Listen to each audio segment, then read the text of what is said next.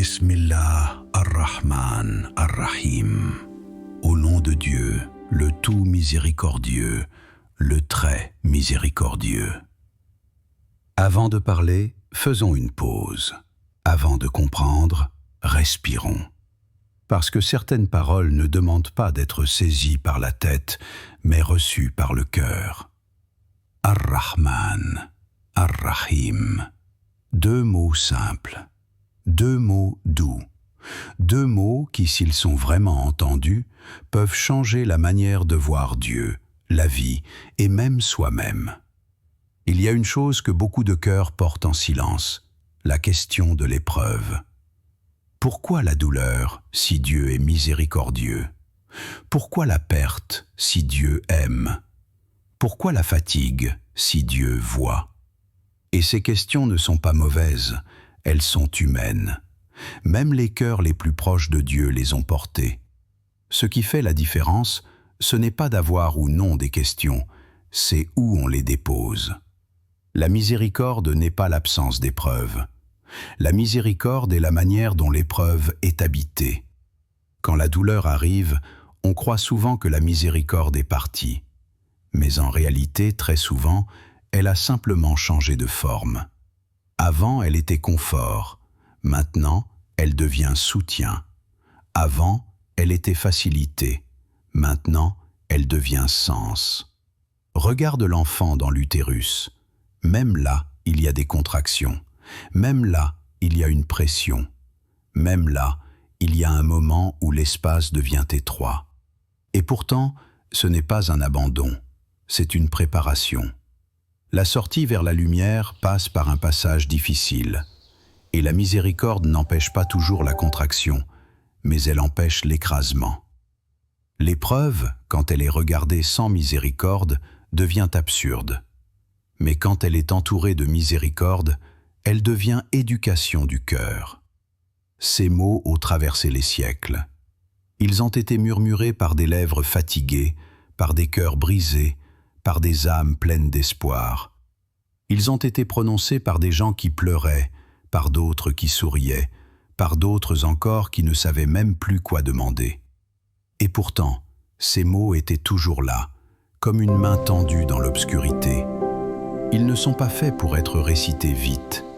Ils sont faits pour être habités lentement.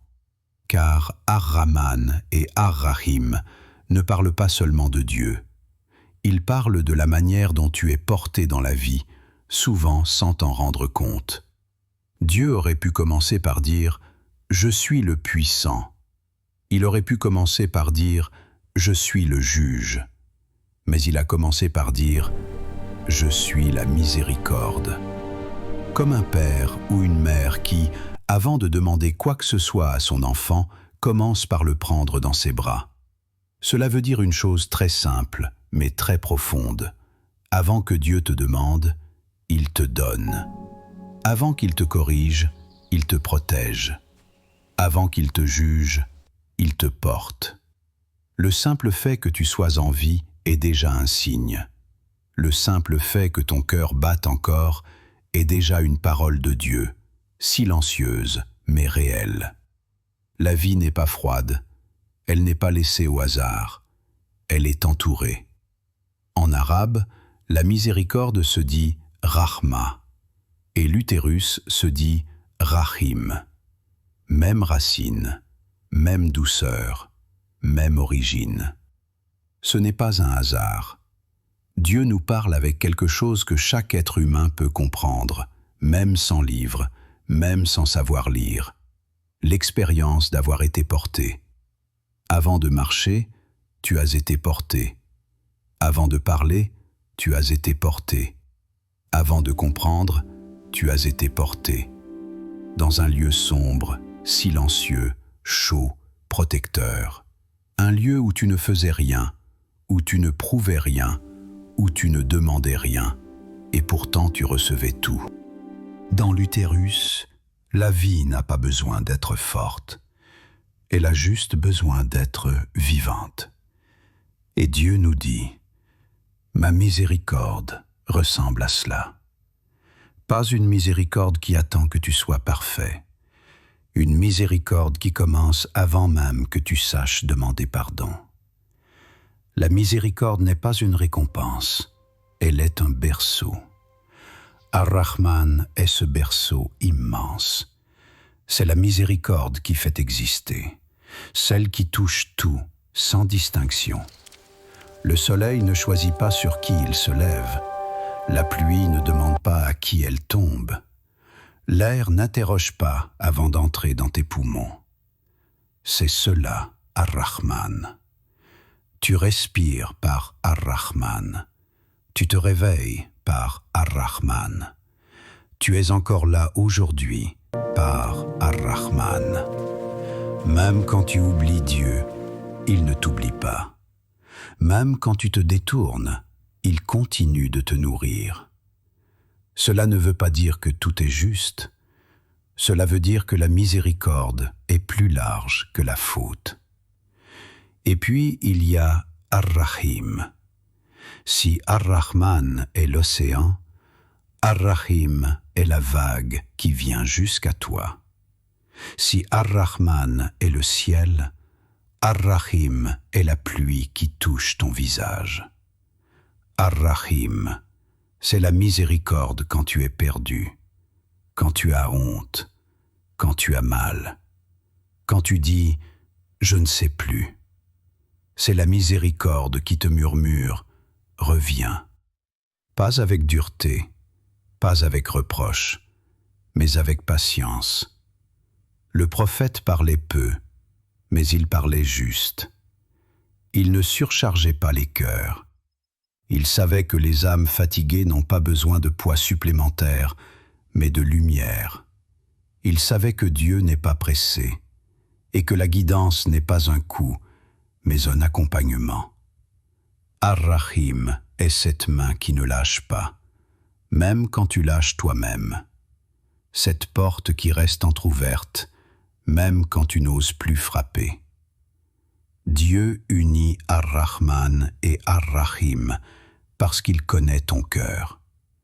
Il sait que parfois tu te demandes « Est-ce que j'ai le droit d'exister ?» Et il te répond « Ar-Rahman ». Et parfois tu te demandes « Est-ce que je peux encore changer ?» Et il te répond « Ar-Rahim ». La vérité sans miséricorde peut casser, mais la miséricorde prépare le cœur à recevoir la vérité. Le prophète ne criait pas la vérité, il la déposait, comme on dépose une graine dans une terre fragile.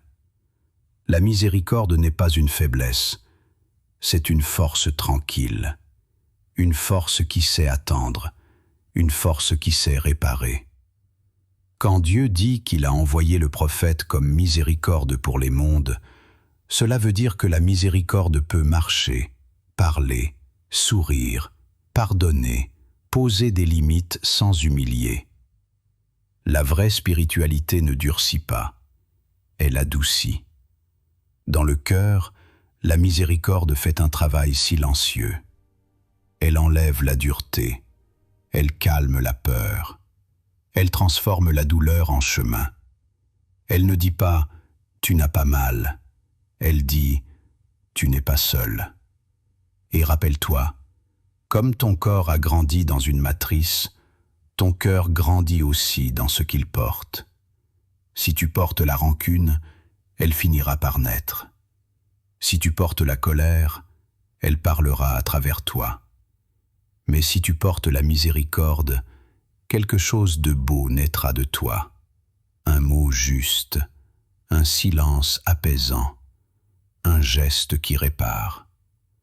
C'est pour cela que Dieu répète la miséricorde, parce que nous oublions, parce que nous tombons, parce que nous nous jugeons trop durement. Alors il répète encore et encore, comme une mère qui rassure son enfant, « Je suis là ». Ar-Rahman te dit, tu es porté, même quand tu ne le sens pas. Ar-Rahim te dit, je t'accompagne, même quand tu doutes. La miséricorde n'est pas un luxe spirituel, elle est la respiration de l'âme. Et plus tu t'en approches, plus tu deviens simple. plus tu deviens doux, plus tu deviens vrai. Non parce que tu fuis la vérité, mais parce que tu as compris que la vérité, quand elle est portée par la miséricorde, guérit au lieu de blesser. Qu'Allah fasse de ces mots une lumière vivante dans nos cœurs, qu'ils nous apprennent à être portés et à porter les autres, qu'ils fassent de nos cœurs des lieux de paix. Amin.